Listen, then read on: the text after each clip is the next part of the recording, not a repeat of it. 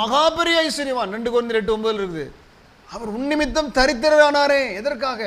இயேசு கிறிஸ்து ஏன் சிலுவையில் தரித்திரரானார்? பெரிய ஐஸ்வர்யவான், வானத்தை படைத்தவர். ஏன் தரித்திரரானார்? ஆபிரகாமின் ஆசீர்வாதம் நமக்கு வருவதற்காக. ஹல்லேலூயா. கலாத்தியர் 3:13 பாருங்க. ஆபிரகாமின் ஆசீர்வாதம் நமக்கு வருவதற்காக. ஆபிரகாம் செல்வசீமான், மிகப்பெரிய கோடீஸ்வரன், திரளான ஆடுகள், வேலைக்காரர் இருக்கிறாங்க. வெள்ளியும் பொண்ணுடைய சீமானா இருந்தான்.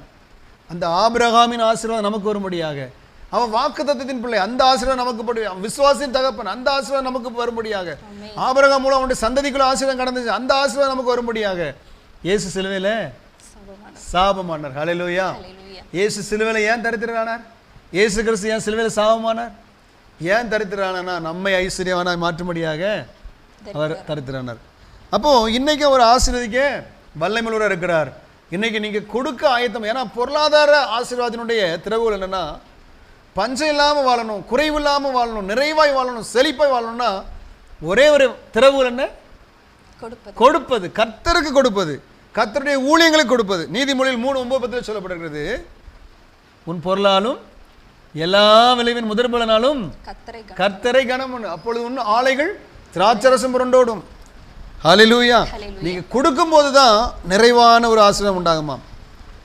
1 ராஜாக்கள் 17:13 ஒரு சம்பவம் இருக்குது.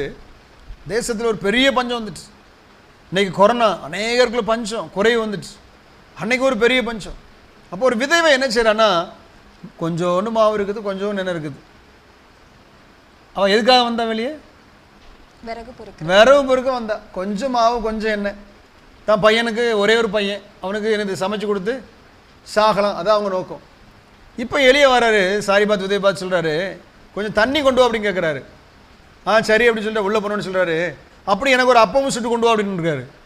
ஐயோ சொல்கிறான், ஐயா என்கிட்ட கொஞ்சமாகவும் தான் இருக்குது, கொஞ்சம் என்ன தான் இருக்குது, நாங்களே இதை சுட்டுட்டு சாவலான்னு தான் இருக்கிறோம், என்ன முதல் எனக்கு அவர் அப்பம் கேட்குங்களேன்னு ஒன்னே. இல்லை, நீ அப்பத்தை கொண்டு வா, என்ன நடக்குன்னு பாரு, இந்த பஞ்சம் வர உனக்கு குறைவே இருக்கான்னு சொன்ன உடனே யாராவது நம்புவாங்களா?